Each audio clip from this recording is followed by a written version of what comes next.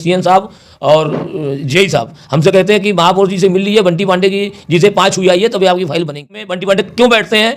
अधिकारियों के ऊपर दबाव बंटी पांडे किस अधिकार क्षेत्र से सनातनी निर्माण कर सके, ये विचारधारा से हम लोग आते हैं और आखिरी सांस तक, आखिरी कतरे तक हम लोग लड़ाई लड़ेंगे। अब वाजपेयी हमारे पूर्व विधायक हैं, मतलब सपा के विधायक हैं। कल तक बंटी टैक्स बंटी से जिलाया करते थे, आज क्यों नहीं बोल रहे भाई? हमको सबसे पहले तो आपको नव वर्ष की बहुत बहुत बधाई व शुभकामनाएं। आपको भी बधाई और आपके चैनल को भी बधाई। आपने हमको अपना योग्य समझा, इसके लिए बहुत बहुत बधाई। नव वर्ष की ये कैलेंडर नव वर्ष है, हमारा लोग का नव वर्ष जो है मार्च में आता है और हम लोग इसकी बधाई देते हैं, उसकी बधाई देते हैं। पार्षद जी, नगर निगम जो सदन है इस समय माहौल इतना गरमाया हुआ है, क्या है मामला? ये मामला कुछ नहीं है, मामला है भारतीय जनता पार्टी हमारी एक संगठन है और संगठन के ऊपर कोई आँच आती है तो हम लोग पहले खड़े होंगे। उसका कारण ये है, आज की स्थिति नगर निगम की बड़ी देवी की स्थिति है। असल में क्या है कि महापौर जी ने सदन में पास किया था 30 लाख, 20 लाख और 12 लाख की फाइलें तुरंत में होती हैं, वो महापौर जी ही करती हैं। जब वो सदन से पास हो गया तो हम लोगों ने भी फाइल बना के यहाँ से भेजी गई। जब फाइल बना के भेजी गई तो मेरी लोग की फाइलें गायब हो गई। चलो कोई बात नहीं, हम लोग अपना शांत बैठे कि संगठन का मामला है, थोड़ा शांत हो जाओ, तो हमने शांत हो गए। उसके बाद इन्होंने प्रकाष्ठा कर दी, बंटी पांडे उनके पुत्र हैं, उन्होंने बड़ी प्रकाष्ठा की। मतलब जैसे हम लोग साइन करते गए तैसे हम लोग को और दाबते चले गए। अब ये आज ये स्थिति हो गई कि आज से 6 महीने पहले हमने अपने हमारा वार्ड 38 है, 38 वार्ड में हमारे यहाँ 2 प्राचीन मंदिर हैं, जिसमें बारादेवी मंदिर हमारे यहाँ सिद्धपीठ मंदिर है। सिद्धपीठ मंदिर में हमारे यहाँ हर 6 महीने में 10 लाख श्रद्धालु नंगे पांव दंडवत करते हुए, सांग लगाते हुए, जवारे लेते हुए आते हैं। और हमारे यहाँ एक तो सीवर लाइन की समस्या बहुत बड़ी थी। हमने महापौर जी से कईयों मरतबे पत्र लिख करके दिया, निवेदन किया, मैंने उनके पाँव भी छुए कि देखिए मंदिर पे कोई विकास करना है और मेरे पाँव छूने से बनता है तो हमें ईगो नहीं आना चाहिए। हम भाई वो भी तो मेरी माँ है, जैसे मेरी बारी मैया थी वो भी मेरी मैया। हमने अपनी माँ के रूप में उनके पाँव छुए। माता जी मंदिर के लिए हमें सीवर लाइन की व्यवस्था कर दी जाए और वहाँ गंदा पानी सीवर का, नाले का भरता है। नाले पे जो कब्जे हैं वो कब्जे भी मतलब सही नहीं है, नाले खुले हैं तो उनकी सफाई हो सके। अब ये विषय हमने रखा था। सीवर लाइन हमारे बारादेवी मंदिर परिक्षेत्र में करीब 900 मीटर परिक्षेत्र है, 900 मीटर सीवर लाइन पड़ जाए 15 वित्त में तो बड़ा आराम मिल जाएगा। और श्रद्धालुओं को जो दर्शनार्थी मेरे यहाँ आते हैं वो अशुद्ध होकर ना शुद्ध होकर के दर्शन करें। अशुद्ध होकर के दर्शन करने पे इस समय मजबूर हैं, हम बहुत परेशान हैं। ये विषय उठाया था हमने। तो क्या लगता है उसमें क्या प्रतिक्रिया रही थी महापौर की?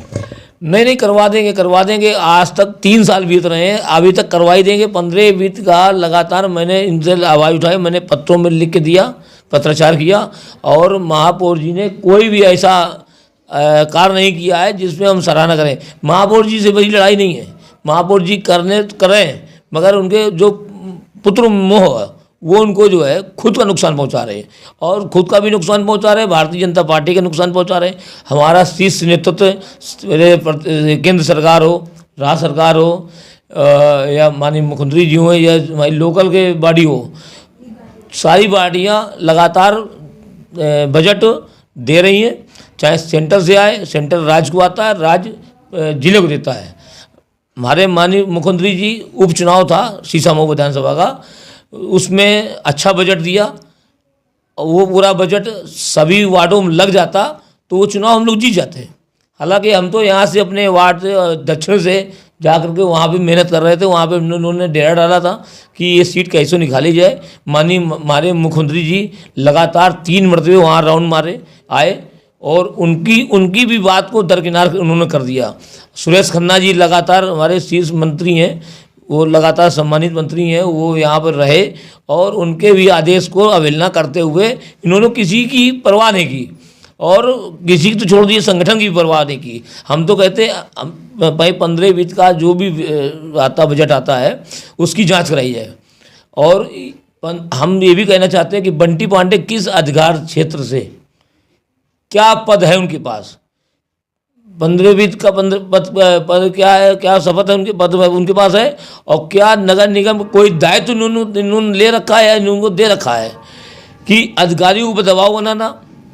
अब पिछले सदन में मैंने कहा था महापौर जी से कि मेरे यहाँ मैं फाइल बनाने के लिए बोलता हूँ तो एक CN साहब और जेई साहब हमसे कहते हैं कि महापौर जी से मिल लीजिए, बंटी पांडे की जिसे 5 हुई आई है तभी आपकी फाइल बनेगी।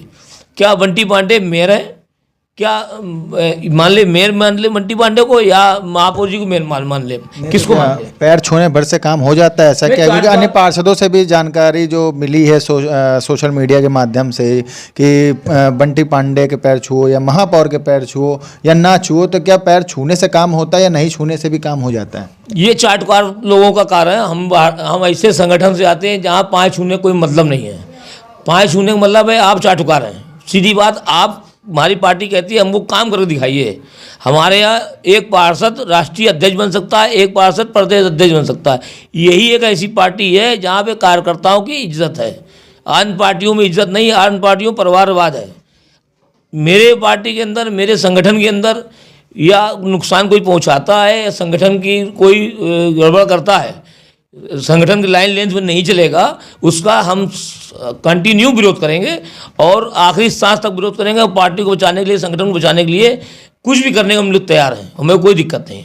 नहीं तो जो अंकित मौर्य हैं और पवन गुप्ता हैं, जो अन्य पार्षदों का गुट जो मिलकर बन रहा है, क्या उनको बागी पार्षद समझा जाए कि सदन के वो विरोध में चल रहे हैं, या फिर आपके कार्य नहीं हो पा रहे हैं इसलिए आप उनका विरोध कर रहे हैं? भाई हम लोग विरोध क्यों कर रहे हैं? हम ना संगठन का विरोध कर रहे हैं, ना सदन का विरोध कर रहे हैं और ना महापौर का विरोध कर रहे हैं। हम केवल एक विरोध कर रहे हैं। एक बात का हमारा कहना है कि 15 वित्त की जांच क्यों नहीं हो रही है? 15 वित्त की जांच हो। 15 वित्त का पैसा बंटी पांडे किस अधिकार से बांटते हैं? कार्यकारिणी की बैठक में बंटी पांडे क्यों बैठते हैं?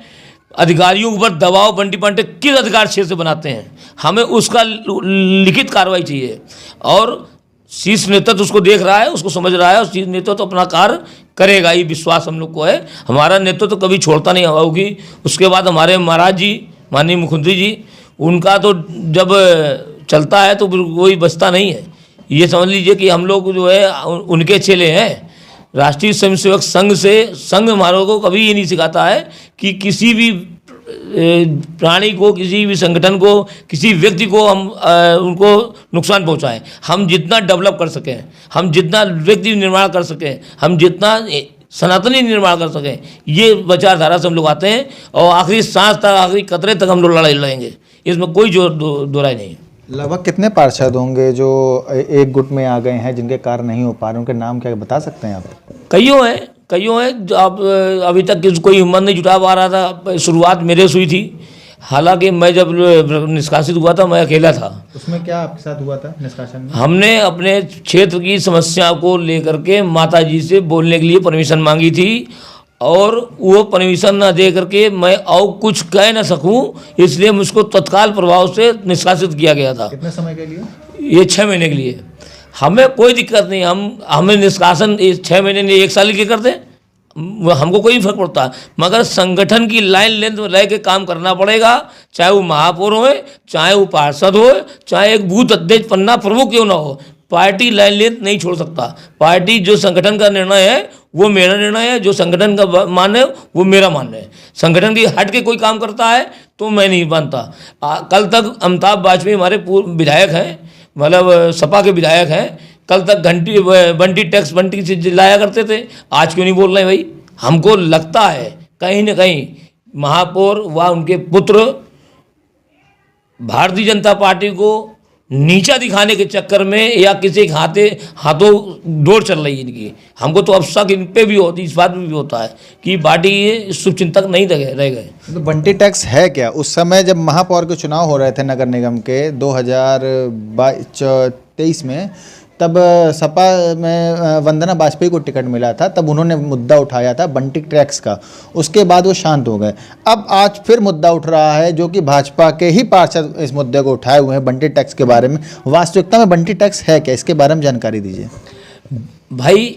अब जो फाइलें गायब होती हैं, या तो उनके हिसाब से चले, हम उनके हिसाब से चलते हैं तो फाइल अभी कुछ मतलब बातें हैं जो पब्लिक की नहीं कर सकते हम लोग। वो विषय दूसरे हैं। अब विषय ही अब रही बात बंटी टैक्स की।